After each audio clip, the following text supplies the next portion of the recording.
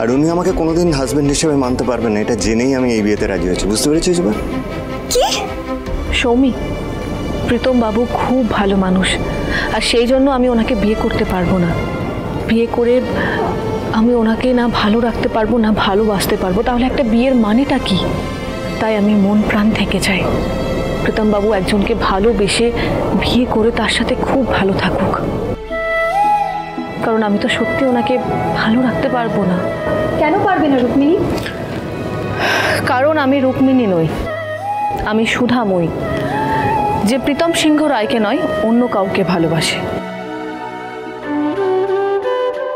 রুক্মিণী আসলে প্রীতম বাবুর প্রথম ভালোবাসা।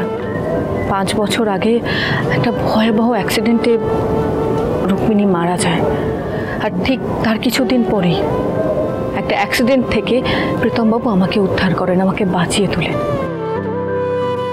আর তাই উনি আমাকে ওই নতুন নাম নতুন পরিচয়টা দেন।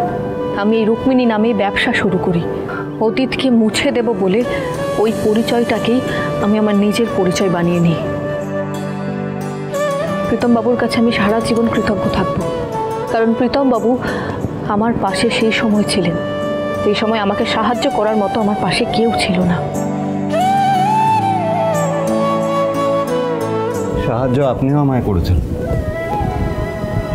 আমার জীবনে রুক্মিণী নামটা ফিরিয়ে দিয়েছে, জীবনে বাঁচার নতুন উৎসাহ দিয়েছে, আর তোরির মতো একটা মিষ্টি বেস্ট ফ্রেন্ড দিয়েছেন। কই তোরি, কই এদিকে চলে এসো, এদিকে চলে এসো। তো তুমি জানো না যে বেস্ট ফ্রেন্ডরা কখনো একে অপরকে কষ্ট দেয় না? তাই আমি তোরির কথা ভেবে আজকে এই বিয়েটা ক্যান্সেল করলাম।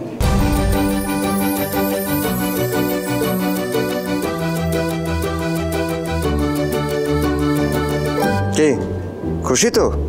খুব খুব খুশি বিএফএ। তার মানে তো এতদিন ধরে আমি প্রীতম বাবুকে ভুল বুঝেছি। উনি কখনোই সুধাকে আমার কাছ থেকে কেড়ে নিতে চাননি।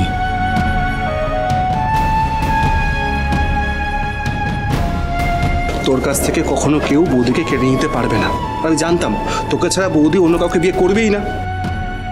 দিদি, দিদি তুই কি সত্যি জামাইবাবুকে ক্ষমা করে দিয়ে আবার ওই বাড়িতে ফিরে যাবি?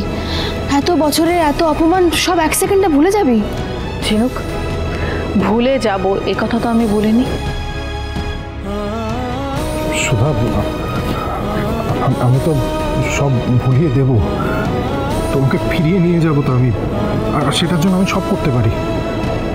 তুমি শুধু বলো আমাকে কি করতে হবে, তুমি যা বলবে আমি তাই করবো, সব প্রায়শ্চিত্ত করবো। I do anything. তোরিকে নিজের মেয়ের পরিচয় দেবো আমি। এই সুধাময়ী আপনাকে সেই দিনই ক্ষমা করবে যেদিন আপনি এটাকে চাপানো দায়িত্ব নয়, বরং নিজের কর্তব্য বলে ভাববেন। নিজের মেয়েকে নিজের পরিচয় দেওয়াটা বড় কাজ বলে মনে করবেন না, বরং মনে হবে এটাই তোরই প্রাপ্য অধিকার। যেদিন আপনি ওই রিপোর্টকে সত্যি ভাবা বন্ধ করবেন, সেদিন আপনার প্রায়শ্চিত্ত পূর্ণ হবে।